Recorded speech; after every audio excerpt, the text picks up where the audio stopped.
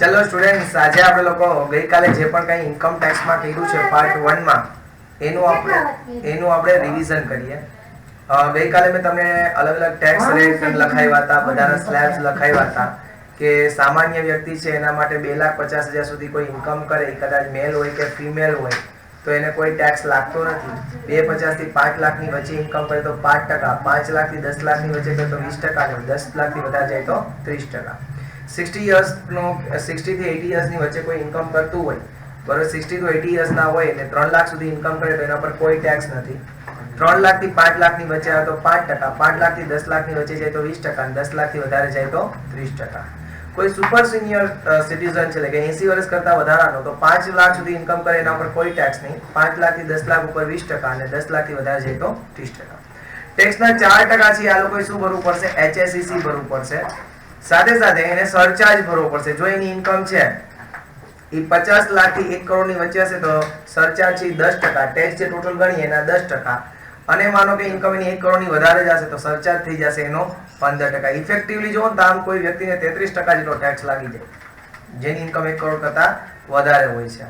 પછી મેં આપણે ડેફિનેશન જોઈ હતી કે પર્સન, તો પર્સનની અંદર કોણ કોણ આવતું હતું? મેં તમને કીધું હતું કે ઇન્ડિવિજ્યુઅલ, HUF, કંપની, ફર્મ, આ ચાર તો તમને બધાને યાદ રહી જ જાય, બરોબર. પછી AOP, BOI, લોકલ ઓથોરિટી ને આર્ટિફિશિયલ જ્યુરિસડિક્શન પર્સન. બસ ખાલી એટલું લખો, 5 માર્ક્સ રોકડા આવી ગયા ફ્રેન્ડ્સ. પછી ઘણી વખતે તમને ડિફરન્સ થાય કે ભાઈ એસોસિએશન ઓફ પર્સન એટલે શું ને બોડી ઓફ ઇન્ડિવિજ્યુઅલ એટલે શું? તો એસોસિએશન ઓફ પર્સન છે એનું મેં તમને લખાવ્યું હતું કે ક્રિએશન વોલ્યુન્ટરી હોય, બોડી ઓફ ઇન્ડિવિજ્યુઅલ બાય લો હોય. કોઈ પણ કંપની આનો મેમ્બર બની શકે, ઇન્ડિવિજ્યુઅલ, કંપની, ફર્મ. જ્યારે આનું પણ બની શકે ખાલી ઇન્ડિવિજ્યુઅલ, જેમ કે ટ્રસ્ટમાં ઇન્ડિવિજ્યુઅલ જ હોય, કંપની ભાગીદાર ન થઈ શકે, બરાબર છે. ઓબ્જેક્ટિવ શું હોય છે આનો? તો કે ભાઈ બધા ભેગા થઈને રૂપિયા કમાવા માંગતા હોય. અહીંયા છે એ સેવા હોય છે, બરાબર. અહીંયા શું હોય છે? તો કે સેવા કરવાનો ઉદ્દેશ્ય હોય છે. ક્લિયર બધાને? ઓકે.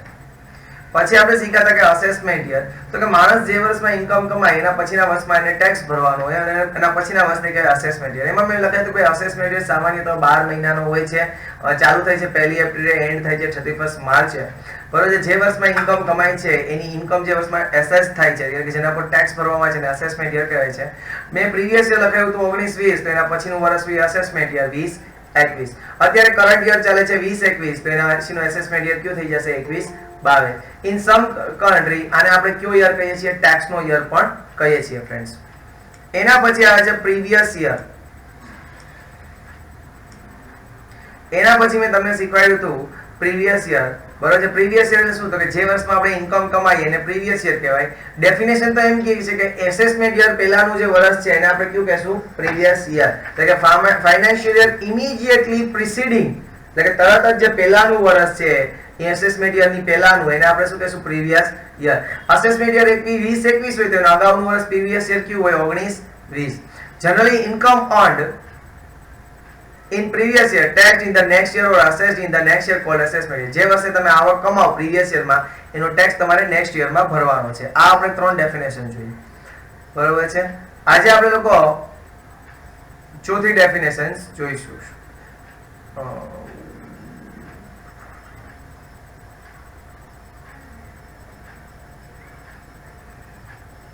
ઓકે, ચાલો.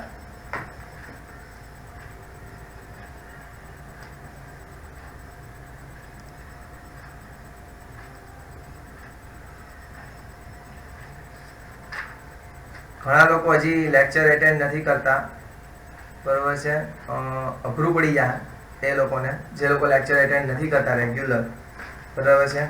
વી are not responsible for any kind of the, અને પરીક્ષાના એન્ડ સમયે અમે કોઈ રિસ્પોન્સિબલ હશું પણ નહીં, બરોબર છે. કોઈ આવીને એમ કહેશે કે સર અમારે નથી પૂરું થયું, અથવા સર અમારે બાકી રહી ગયું છે, તો અમે લોકો કોઈ રિસ્પોન્સિબલ નથી આના માટે, બરોબર છે. જે પણ વ્યક્તિ એટેન્ડ નથી કરતો એ રિસ્પોન્સિબલ છે. હવે કેટલામી ડેફિનેશન આપણે આવીએ છીએ? 5th.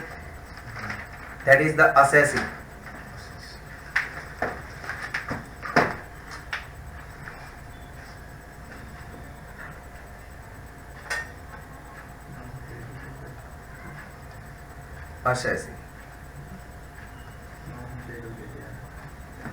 અસેસિંગ. અસેસી એટલે કોણ? બરોબર છે કે જે વ્યક્તિ છે, ઇન્કમ ટેક્સની ભાષામાં કહું કે જે વ્યક્તિ છે એ ઇન્કમ ટેક્સ ભરે છે, સામાન્ય રીતે એને એસએસસી કહેવાય.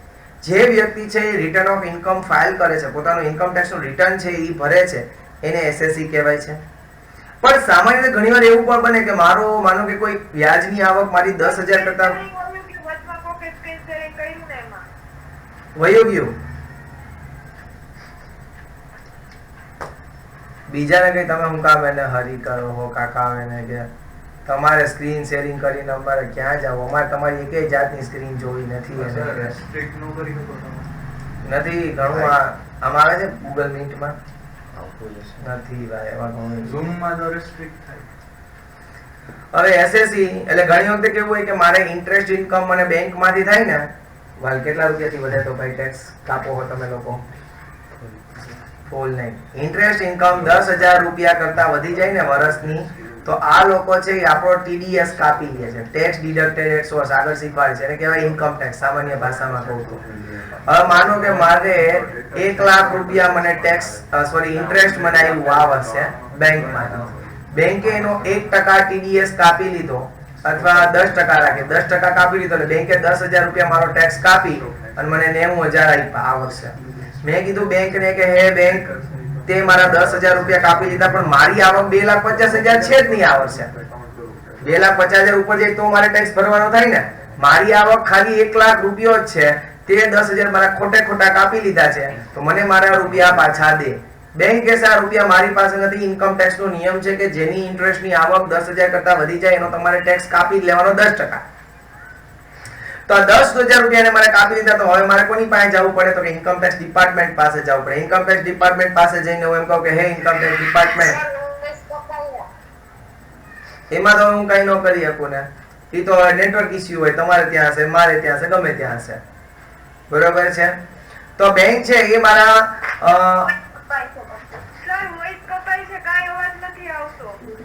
તો અમારું ગળું કાપીને આપી દઉં તો થાય. હવે વોઇસ કપાતો હોય તો એમાં તો હું શું કરું? વોઇસ કપાય એમાં તો હવે તો પંખોય બંધ કરીને બેઠા ગરમીમાં અહીંયા 4 જણા. બરોબર છે? વોઇસ કપાય નહીં એટલે તો એટલે ઇન્ટરનેટ નેટવર્ક ઇસ્યુ હોય, બીજો કોઈ વાંધો ન હોય. બરોબર છે? હવે સપોઝ કરો કે 10,000 રૂપિયા કપાઈ ગયા છે, તો મારે 10,000 રૂપિયાનો રિફંડ કોની પાસે લેવા જવું પડે?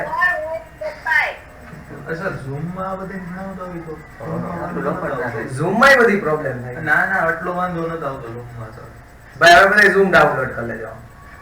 અસલ બધાના ફોન. બરોબર છે? ના હોય અમે બધા ત્યાં મીટમાં ભણાવીએ. મેં એટલે જ મીટ ડાઉનલોડ કરીને આ બધા ભણાવ. બાકી તો હું બધાને ઇન્સ્ટામાં ન ભણાવું. છે બધા ભાઈ ઇન્સ્ટાગ્રામ? હોય જ ને. ઈ તો હોય જ ને. હું વાત કરો? આની વાત કરો. નથી હોતું. ના ના હમણાં મેં ઇન્કો મારા ડાઉનલોડ કાલે કરાવડેલું, કોઈ પાસે નહોતું. આટલા હારા માણા ઇન્સ્ટાગ્રામ નો ઈ WhatsApp માં લડી લેતા હોય બધે. મુદ્દો હે. હાલ હવે જોઈએ એસએસસી કોને કહેવાય છે? યાર રૂબરૂ મળી જાય. એસએસસી એટલે કોણ? Who is called the SSC? જે ટેક્સ ભરે. જો SSC is the person. SSC is the person who is liable to pay tax under this act. Voice નો કઈ નહીં, લખવા મેં ખાલી ઈ એની હમણાં તો મ્યુટ જ રહે છે ને.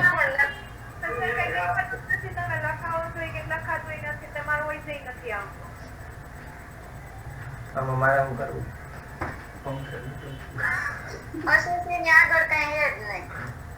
કઈ નથી. એસએસસી આગળ તો કોઈ દી કઈ છે જ નહીં. એને કયો અમે રેકોર્ડ કરીને મૂકી દેવું જોઈ લેવું. વીએની હમણાં. વીએની હમણાં. હવે આવ્યું?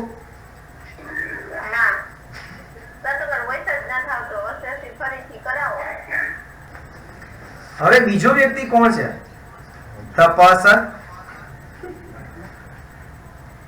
against him proceeding has been initiated. કોઈ એવો વ્યક્તિ કે જેની અગેન્સ્ટમાં પ્રોસીડિંગ ચાલુ કરવામાં આવી છે. પ્રોસીડિંગ એટલે શું? કાં તો એની અગેન્સ્ટમાં સર્ચ કરવામાં આવે. ખબર ને રેડ બધાને યાદ હોય, રેડ પિક્ચર જોયું છે અજય દેવગનનું? તો રેડ પાડતા હોય ને તો એની અગેન્સ્ટમાં પ્રોસીડિંગ ચાલુ કરી દીધી હોય તો એ વ્યક્તિ કહેવાય એસએસસી. પછી જેની ઇન્કમ છે, બરાબર, માનો કે કોઈ એવો વ્યક્તિ છે કે કોઈ છે ને ટેક્સ ભરતો નથી, બરાબર, કોઈ દિવસ ટેક્સ નથી ભર્યો.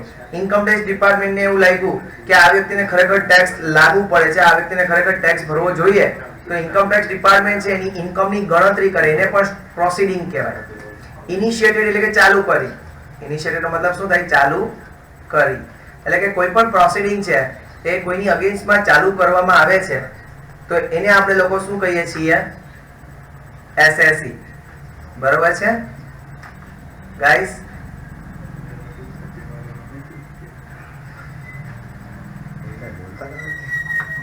ત્રીજું, એટલે એમાં એવું હોય કે નેટવર્ક ઇશ્યુ રહેતા જ હોય.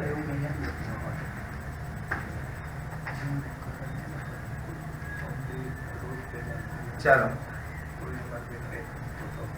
થર્ડ એસએસસી હજી કોને કહેશું આપણે?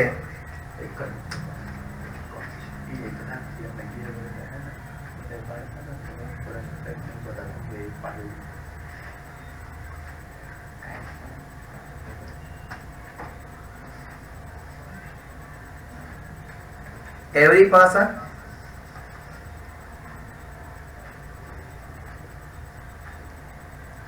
who is deemed to be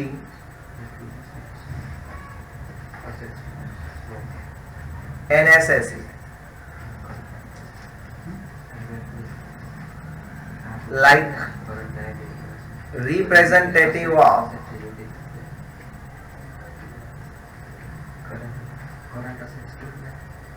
કોઈનો રિપ્રેઝેન્ટેટિવ બને ને એ પણ એસએસસી બની જાય છે. Of SSC. કોઈ વ્યક્તિ હોય, માનો કે હું અમેરિકામાં રહું છું, બરોબર છે, સ્વાભાવિક વસ્તુ છે કે હું તો અહીંયા દર વર્ષે, માનો કે અહીંયા મારી 50 કરોડની પ્રોપર્ટી છે, આ 50 કરોડની પ્રોપર્ટી માંથી મને દર વર્ષે 10 કરોડ રૂપિયાની ઇન્કમ થાય છે. હવે આ 10 કરોડની ઇન્કમમાં અહીંયા ટેક્સ ભરવા માટે સ્વાભાવિક વસ્તુ છે કે ઇન્ડિયામાં તો દર વર્ષે નહીં આવું, તો હું છે ને કોઈને કહી દઉં છું કે મારા વતી શું કરશે, તો કે મારા વતી એ મારું રિટર્ન ફાઇલ કરી દેશે, રિટર્ન ઓફ ઇન્કમ મારા વતી ફાઇલ કરી દેશે અને હું એના ઉપર ડિજિટલ સિગ્નેચર મારીશ, અથવા એ મારા વતી સિગ્નેચર પણ કરી દેશે અને હું એને એક લેટર મોકલી આપીશ રિપ્રેઝેન્ટેટિવ, એટલે મારો રિપ્રેઝેન્ટેટિવ બની જશે. તો મારો જે રિપ્રેઝેન્ટેટિવ છે, મારો જે રિપ્રેઝેન્ટેટિવ છે એ પણ શું બની જશે? ઇન્કમ ટેક્સ નો એસએસસી બની જશે. એ પણ ઇન્કમ ટેક્સ નો શું બનશે? એસએસસી. ક્લિયર? ચલો હજી ચોથો કે લખું દોસ્ત? આ બધી ડેફિનેશન જો રોકડા 4-4 5-5 માર્ક્સ વાળી. ચોથો, SSE who is deemed to be an SSE in default. SSE in default. કે જે વ્યક્તિ SSE in default તરીકે ઓળખાય. SSE in default નો મતલબ શું? માનો કે કોઈ છે, કોઈ એક કંપની હતી કે એનઆરઆઈ લોકોને ઇન્ટરેસ્ટ પે કરે, ઇન્ટરેસ્ટ પે કર્યા 20,000. તો સ્વાભાવિક વસ્તુ છે કે આ કંપનીએ એનઆરઆઈ પાસેથી ટેક્સ કટ કરવો જોઈએ. ટીડીએસ કહેવાય, આગળથી સમજાવીશ. ટેક્સ કાપી લેવો પડે. 10,000 ઉપર ઇન્કમ જાય ને, ઇન્ટરેસ્ટ ઇન્કમ, તો ટેક્સ કાપી લેવો પડે. હવે કંપનીએ આ ટીડીએસ કટ કર્યો નથી. તો આ કંપની છે એ અસેસી ઇન ડિફોલ્ટ, બરોબર, વાકમાં આવી ગયેલી કંપની કહેવાય અને એને આપણે લોકો કહીએ છીએ અસેસી, અસેસી ઇન ડિફોલ્ટ, અને આને આપણે કહીએ છીએ એસએસસી. ક્લિયર બધાને ગાઈસ? તો આ ચાર રીતના આપણે અસેસી કહી શકશું. પહેલું અસેસી કે જે ટેક્સ ભરે છે, એ લાયબલ છે, એ ટેક્સ ભરવા માટે જવાબદાર છે. બીજો વ્યક્તિ કે જેની અગેન્સ્ટમાં પ્રોસિડિંગ ચાલુ થઈ છે. ત્રીજો વ્યક્તિ કે અસેસી છે એ એસએસસી નો રિપ્રેઝેન્ટેટિવ બને છે એ. અને ચોથો અસેસી ઇન ડિફોલ્ટ છે.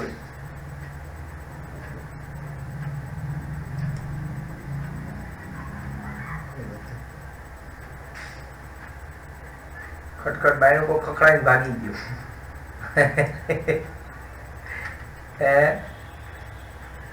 બાયણું ખખડાવીને ભાગી ગયો. હારા બોલા માણસો એ કોઈ આમાં અડધા તો મને લાગે રોટલી શાક ને બનાવતા વિડીયો જોતા હશે. કા મજા આવે પિક્ચર જોઈને બોલા આ જોઈએ. હવે ચાલો સમજાઈ ગયું અસેસી નું ગાઈસ?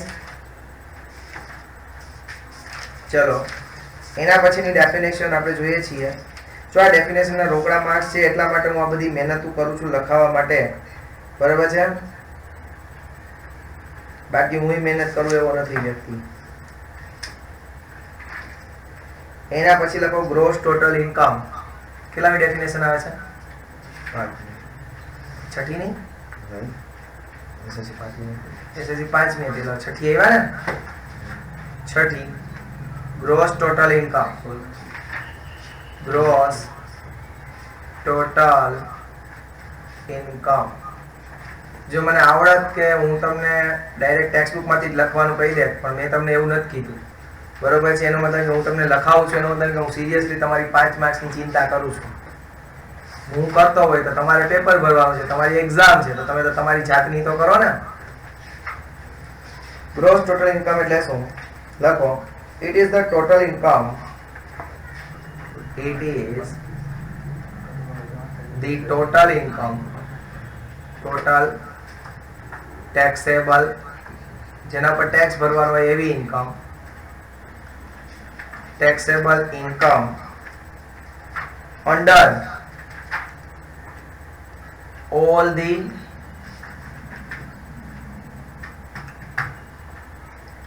five heads. જો ઇન્કમ ટેક્સ ભરવા માટે એ 5 જાતની ઇન્કમ 5 હેડ બનાવવામાં આવ્યા છે, બરોબર છે? એ નેક્સ્ટમાં હું ડિસ્કસ કરીશ. જ્યારે હું સેલરીનું ચેપ્ટર સ્ટાર્ટ કરીશ ત્યારે હું આ ડિસ્કસ કરીશ કે મેં ઇન્કમ ટેક્સ ડિપાર્ટમેન્ટે આના 5 હેડ છે એ બહાર પાડ્યા છે, બરોબર છે? અને એ 5 હેડની જે ઇન્કમ છે એનો ટોટલ કરવામાં આવે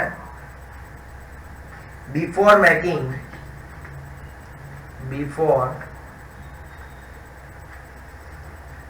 making deductions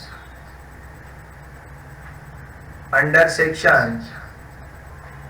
80C to 80U. હવે તમારી જે આવક હોય ને, આવક એમાંથી તમને આટલા ડિડક્શન મળે છે 80C to 80U ના. પણ એની પહેલાની જે ઇન્કમ હોય છે, બરોબર છે, એને ગ્રોસ ટોટલ ઇન્કમ કહેવાય છે.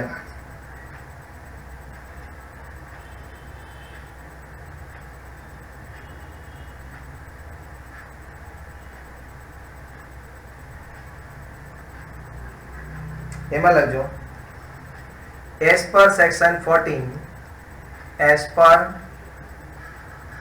section 14, income of a person computed under various heads. લખવાનો બકા, under various heads, એટલે કે આ જે 5 હેડ છે એની અંડરમાં આ બધાય જે ઇન્કમ છે એ દરેક વ્યક્તિની ગણવી પડશે, બરોબર છે? and before aggregating this income, and આ ઇન્કમને તમે ભેગી કરો before aggregating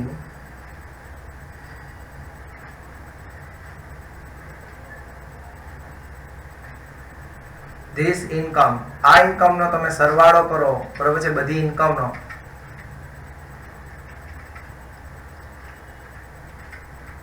The losses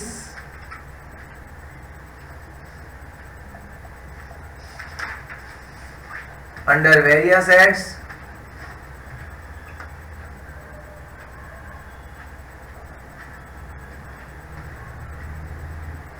can be set off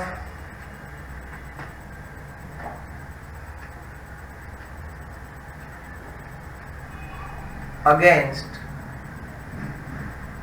income so computed.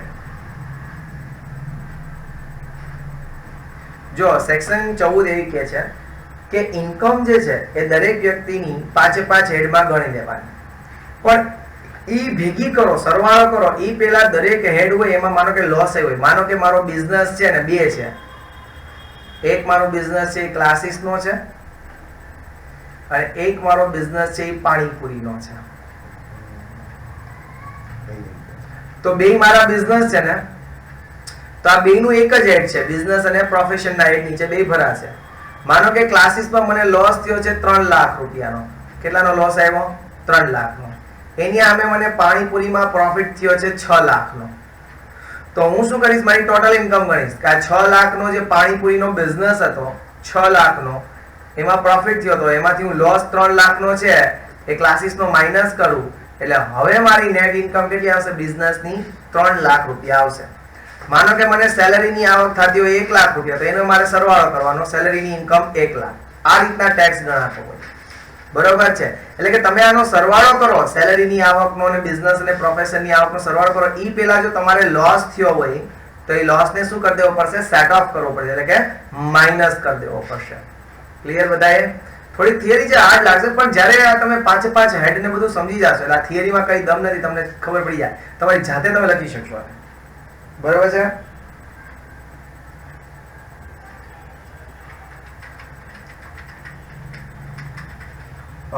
Unabsorbed depreciation, unabsorbed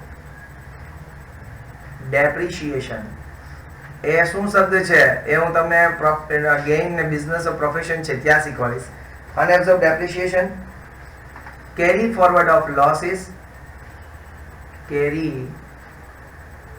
forward of losses are deducted and resultant figure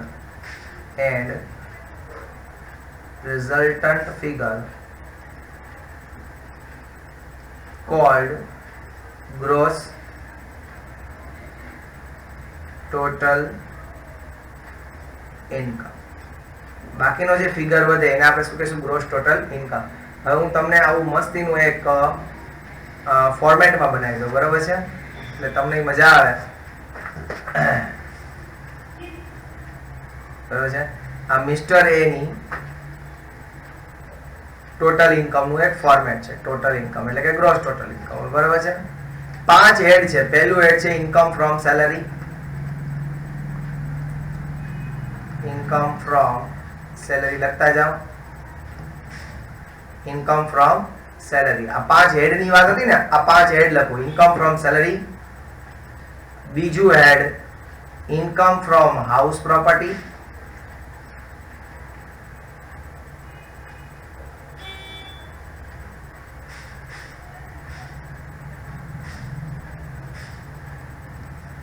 ત્રીજું હેડ profit or loss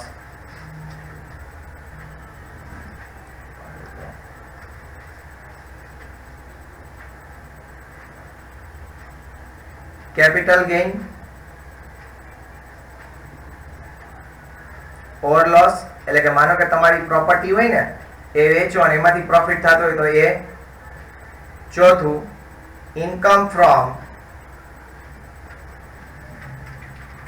business and profession,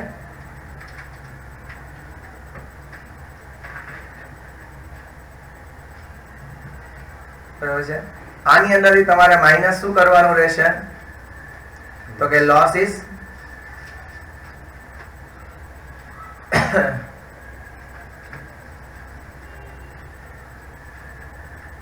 પાંચમું હેડ income from other sources.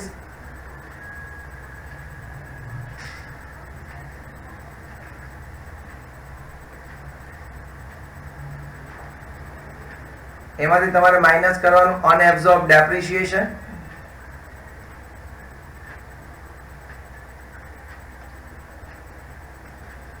અને last યરનો જે loss હોય એને carry forward કર્યો હોય આ વર્ષે, એટલે carry forward of last year loss.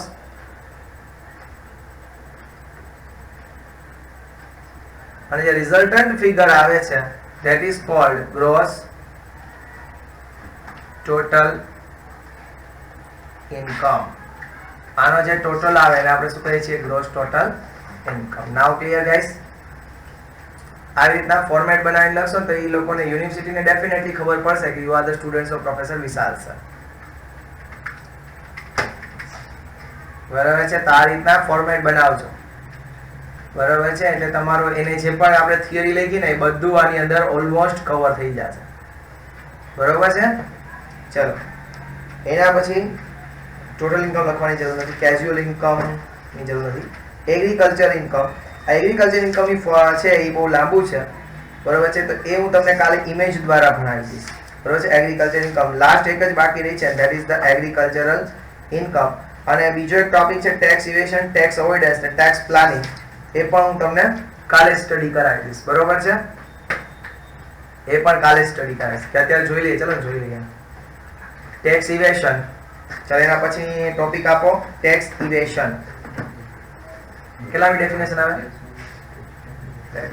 Battery આલે ત્યાં સુધી ભણીએ છીએ ભાઈ. 6 પૂરી કરી ને 7મી ડેફિનેશન ટેક્સ ઇવેશન, એટલે કાલા ચેપ્ટર પૂરું થઈ જાય. ટેક્સ ઇવેશન. ઇવેશન એટલે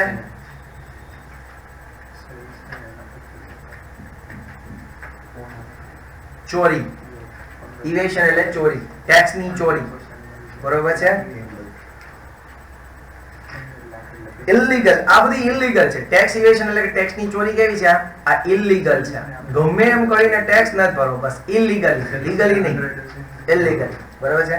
તો લખો ઓલ મેથડ્સ. એની અંદર લખજો all methods by which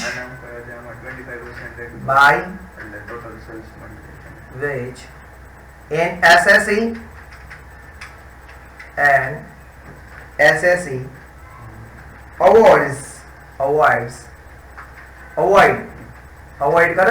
avoids paying tax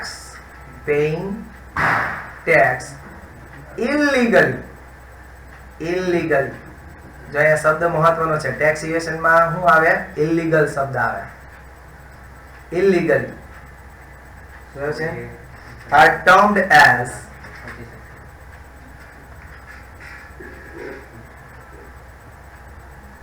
tax evasion. કોઈ વ્યક્તિ છે એ ટેક્સ એને નથી ભરવો પણ ઇલીગલ છે. બરાબર છે? તેને ટેક્સ ઇવેશન કહેવાય. જેમ કે હું એમ કહું કે હું કોઈ એક વેપારીને ત્યાં લેપટોપ લેવા ગયો. બરાબર છે? લેપટોપ ની કિંમત હતી. મને એને પૂછ્યું ભાઈ લેપટોપ બિલ વાળું જોઈએ કે બિલ વગરનું? મેં એને કીધું કે મને છે ને બિલ વાળાનો શું ભાવ? તો કે ભાઈ વિથ બિલ લ્યો ને તો 45,000, વિધાઉટ બિલ લ્યો ને તો 32,000 અથવા 35,000. ચાલો, તો કસ્ટમર હું સિલેક્ટ કરે? Without bill. આપણે એમ પૂછે ભાઈ એમાં શું ફેર પડે? તો ફેર કાંઈ નથી પડતો ભાઈ, આમાં તમને લીગલી બિલ મળે ને આમાં તમને બિલ નથી મળતું. બાકી તો આપણે ભાઈ વોરંટી ગેરંટી હું બેઠો છું ને, ચિંતા કરો માં, હું બધી તમને કરી દઈ. વરદી સુધી હું કંપની વરદીની ગેરંટી દી, હું 5 વર્ષ સુધી તમારી સામે બેઠો છું, ચિંતા કરો માં. આપણે લોકોએ 10,000 બચાવવા માટે બિલ લેતા નથી. અને આનો ફાયદો છે વેપારીઓ લઈ લે છે, બિલ વગર ધંધો કરી નાખે છે, સરકારના 10,000 રૂપિયાનો ટેક્સનો ચૂનો લાગી જાય છે. એટલે કે જે બિલ નથી દેતા એ ઇલીગલ કામ કરે છે. That is the illegal. તો આને કહેવાય ટેક્સ ની ચોરી. એટલે આપણે એને શબ્દ આપીએ સાદી ભાષામાં ટેક્સ ઇવેશન. શબ્દને નામ શું આપી છે? Tax evasion. ક્લિયર બધાને? ટેક્સ ઇવેશન નો મતલબ ખબર? હું એમાં આવશે કે બધી રીત all methods બધી રીત by which કે જેના દ્વારા an SSE avoids paying tax illegally are termed as tax evasion. બરોબર છે? When such evasion is found out by tax authority, when such evasion, હવે આ ચોરી છે, found out by tax authority, અમારો કે tax authority છે ઈ આ ચોરી પકડી ગયા, found out by tax authority, the SSE is punished or penalized. The SSE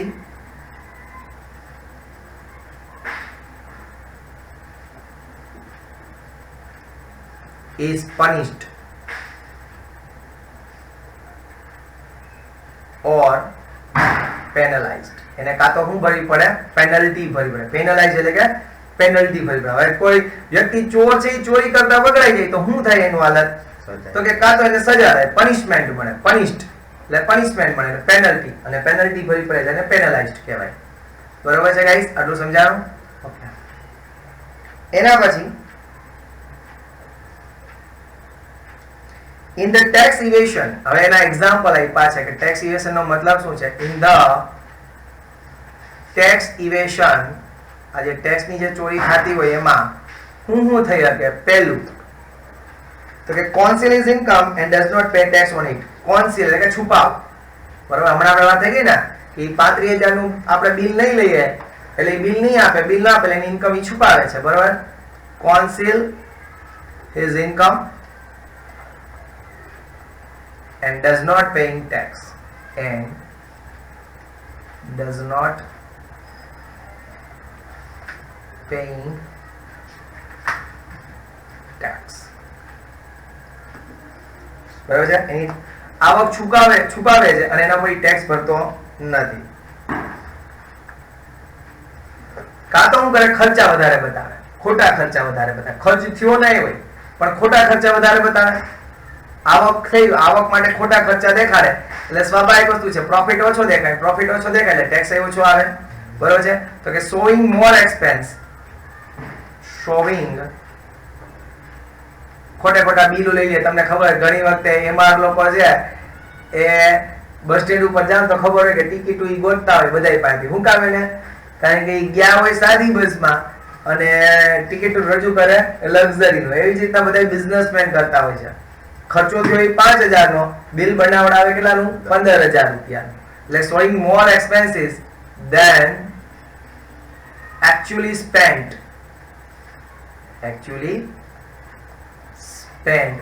for earning that income,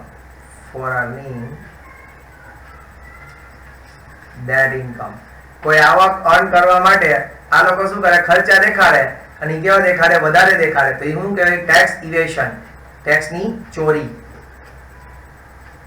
ત્રીજું, submits wrong account.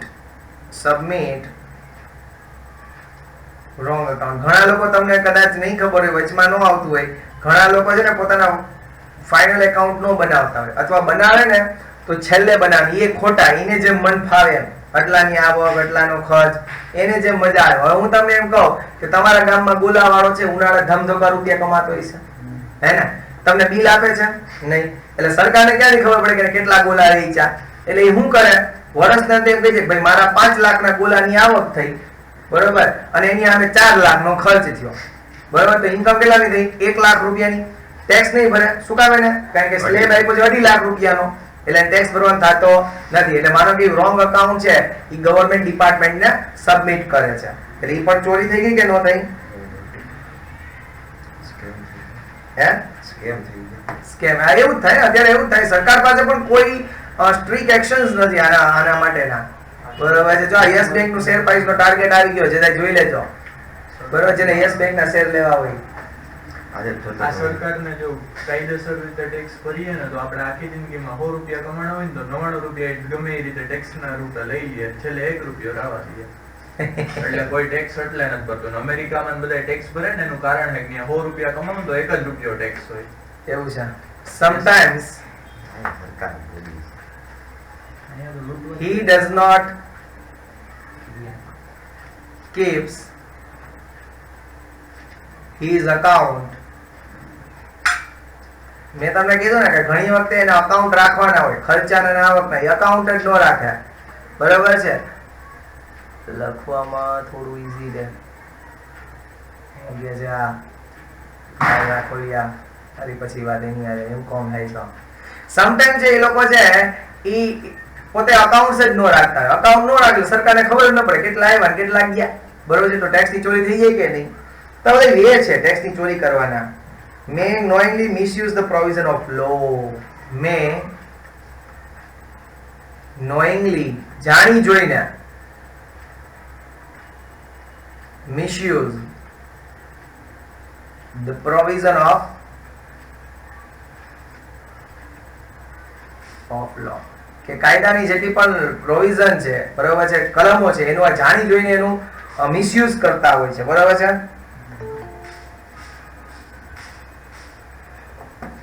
એનું ઉદાહરણ તમને આપું કે આ લોકો છે ને ઘણી જગ્યાએ માનો કે આ ટેક્સેબલ એરિયો છે. બરાબર? તો અહીંયા એ ગુડ્સ બનાવે ને, પેલા એક્સાઇઝ ડ્યુટી હતી. બરાબર છે? તો માનો કે જુનાગઢમાં વસ્તુ બનાવે તો એને 2% એક્સાઇઝ ડ્યુટી લાગે. પણ એ લોકો શું કે ખબર, અને માનો કે બીજા કોઈ એવા આદિવાસી એરિયો હોય ત્યાં એ ગુડ્સ બનાવે તો એના પર ટેક્સ લાગે નહીં. તો એ લોકો માનો કે 50,000 નો માલ બનાવ્યો હોય ને, તો એ ભલે બનાવ્યો અહીંયા હોય પણ એ બતાવે ક્યાંનો, તો કે આદિવાસી એરિયાનો. ત્યાં એક જગ્યા લઈને રાખી દીધી હોય. બરોબર છે? દર વખતે કે અમારી ત્યાં ફેક્ટરી છે ને, અમે અહીંયા માલ બનાવીએ છીએ. તો આ મિસયુઝ કર્યો પ્રોવિઝનનો. કારણ કે પ્રોવિઝન એમ કીધું ભાઈ આદિવાસી એરિયો છે ત્યાં તમે ગુડ્સ બનાવશો તો અમે તમારા પર કોઈ ટેક્સ લગાડશું નહીં. એટલે આ લોકો બનાવે અહીંયા અને દેખાડે ક્યાં, તો કે આદિવાસી એરિયા. તો આ રીતના એ ટેક્સની ચોરી કરે છે. This is called tax evasion. Clear બધાને ફ્રેન્ડ્સ? ઓકે. એના પછીની ડેફિનેશન આવે છે, આ કેટલા નંબર હતો? 7. 8મો નંબર લખો, ટેક્સ અવોઇડન્સ. Tax avoidance. જય માતાજી દોસ્તો, કેતા ભૂલી ગયો હું તમને. હેલો હાય સોણીએ, જય માતાજી બોલીએ. હવે સ્ટુડિયોમાં કલાકાર પણ છે અહીંયા, પણ આજે એટલો ટાઈમ નથી કે હું તમને સંભળાવી શકું એનો. બરોબર છે? ઘણી મારી બહેનો છે એ રાસ લેવા વહી ગઈ છે, મીટિંગને લેફ્ટ કરીને. ધૂણવાનું હશે બિચારીને, કદાચ ધૂણવા ગઈ હોય એવું બની શકે. તો માં એના ઉપર હંમેશા પ્રસન્ન રહીએ, આપણી માના ચરણોમાં પ્રાર્થના કરીએ. ચાલો હવે પછીનો આજે ટેક્સ અવોઇડન્સ. ટેક્સ અવોઇડન્સ છે ને એ પણ એવું જ એક મેકેનિઝમ છે કે જેના દ્વારા તમે લોકો ઓછો ટેક્સ ભરી શકો. બરાબર છે? તો ચાલો એમાં પણ લખીએ. Tax avoidance is also a device. Tax avoidance is also a device to paying less tax. જો આની અંદર કેવું હોય છે, ઓછો ટેક્સ ભરવાનો ખરા, પણ કેવો? ઓછો. એટલે ગમે એ રીતના ટેક્સ ને અવોઇડ કરવાનો. બરોબર છે? When there is a tax planning by taking advantages of provision of tax law but the intention is malefied, it is tax avoidance. આની અંદર કેવું કે ટેક્સની જેટલી પણ પ્રોવિઝન હોય ને એનો ઉપયોગ કરીને જ આપણે ટેક્સ ઓછો ભરવો. જેમ કે હું તમને એમ કહું ને કે તમારી માનો કે કોઈ ઇન્કમ 10 લાખ થાય ને, 10 લાખ અહીંયા આમ જોવા, ઇન્કમ તમારી 10 લાખ થાય ને, તો તમને લોકોને 80C માં માનો કે તમે લોકોએ LIC લીધી હોય ને, લાઈફ ઇન્સ્યોરન્સ પોલિસી, એનું પ્રીમિયમ ભરતા હોય ને, તો એ 1.5 લાખ રૂપિયાનું સરકાર કહે છે કે અમે તમને આવકમાંથી બાદ દેશું. એટલે હવે તમારી આવક કેટલી કહેવાય? 8.5 લાખ રૂપિયા જ કહેવાય આવક. બરોબર છે? અને આના ઉપર તમારે ટેક્સ ભરવાનો. બરોબર છે? તો આ સરકારે કીધું છે 1.5 લાખ રૂપિયા. બરોબર? ઈ તમે માનો કે LIC લઈ ગયો તો ઈ તમે પ્લાનિંગ કર્યું કહેવાય. ટેક્સ નું શું કર્યું કહેવાય? પ્લાનિંગ. કે સરકારે જેટલી વસ્તુ કીધી આપણે એનો ફાયદો ઉપાડીએ, એ પ્લાનિંગ કર્યું કહેવાય. પણ તમે ખોટી રીતે કામ કરો, ખોટી રીતે મેલાફાઈડ, એટલે ખોટી રીતે તમારો ઈરાદો ખોટો છે. બરોબર? માનો કે LIC તમારી ન હોય, બાજુવાળાના છોકરાની હોય. બરોબર છે? તમારો છોકરો તમે LIC નું તમે પ્રીમિયમ ભર્યું ન હોય. બરોબર? પ્રીમિયમ તમે નથી ભરતા. બરોબર છે? છતાં તમે એ બિલ મૂકી દો છો, તો તમારો ઈરાદો કેવો છે? મોલાફાઈડ છે. બરોબર છે? તમારો ઈરાદો ખોટો છે, બરાબર છે. ચાલો લખો એની આગળ. when there is a tax planning, when there is a tax planning, when there is a tax planning, કે જ્યાં tax planning હોય છે, by taking advantages of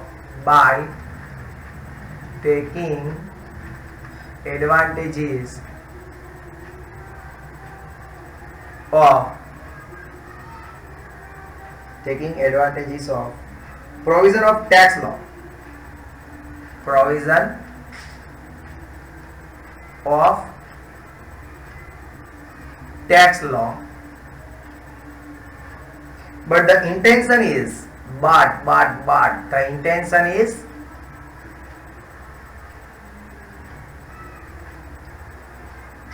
મિલાફાઇટ, ખોટો, બરાબર છે. બૂચ મારવાનો ઈરાદો. it is tax avoidance, it is tax avoidance. આને આપણે લોકો શું કહીએ છીએ? tax avoidance. જો અત્યારે જે લોકો ઇન્ટરેસ્ટથી ભણશે ને એ લોકોને આગળ બહુ મજા આવવાની છે. ટેક્સ ગણતરી હું જ્યારે શીખવાડીશ ને બધી કોને કઈ રીતના કઈ પ્રોવિઝન શીખવાડીશ ત્યારે બહુ મજા આવશે દોસ્ત. યાદ રાખજે પ્રોફેસર વિશાલ સર નંદાને. Here the SSC defeat the very spirit of legal provision through the strict adherence to provision of tax law. He resorted to tax avoidance when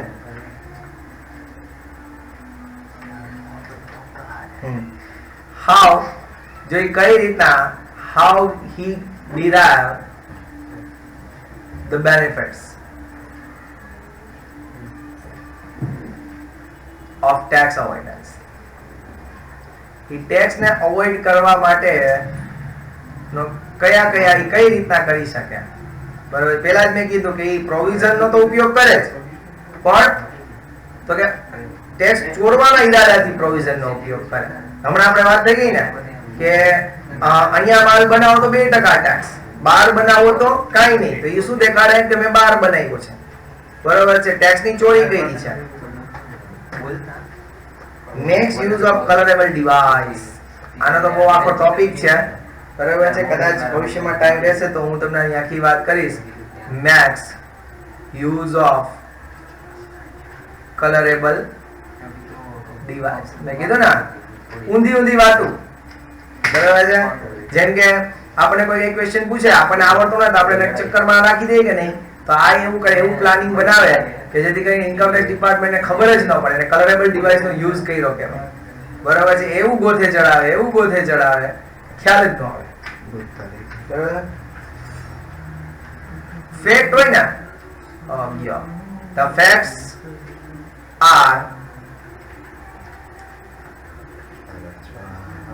facts are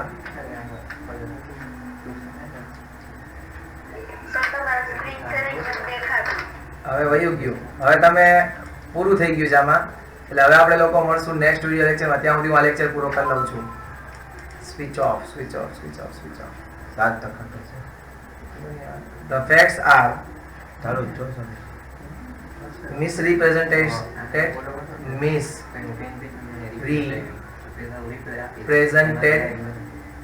or twisted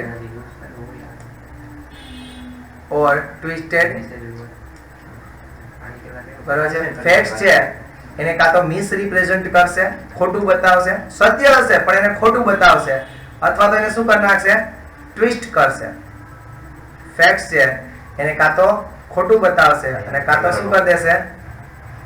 twist કરી દેશે. Facts છે એને કાં તો ખોટું બતાવશે અને કાં તો એને શું કરી દેશે? ટ્વિસ્ટ કરી દેશે ગાઈસ, બરાબર. ત્રીજું, makes the use of provision of law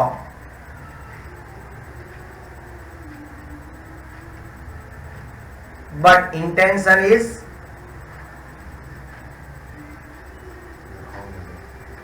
bona fide. પણ એનો હેતુ કેવો છે? Sorry, but intention is mela fide. bona fide ક્યાંથી? તો ડાયા કહેવાય. But intention is mela fide. મેલાફાઇડ મેલાફાઇડ નો મતલબ શું થયા? To wrongly avoid paying tax. To wrongly avoid paying tax. Tax ભરવાનો પણ ખોટી રીતના, બરાબર, ખોટી રીતે એને અવોઇડ કરવાનું, બરાબર છે. તો આટલું આપણે આજ પૂરતું રાખીશું. કાલે આપણે લોકો લખશું ટેક્સ પ્લાનિંગ વિશે. હજી થોડુંક છે આમાં, પણ અહીંયા આપણે કાલે જ કરશું, બરાબર છે. અને ટેક્સ પ્લાનિંગ નું કાલે પૂરું કરશું, કારણ કે મારામાં બહુ ચાર્જિંગ નથી. અને કાલે આ ચેપ્ટર નો ઓવર કરીને પછી હું તમારું લેસન સ્ટાર્ટ કરીશ.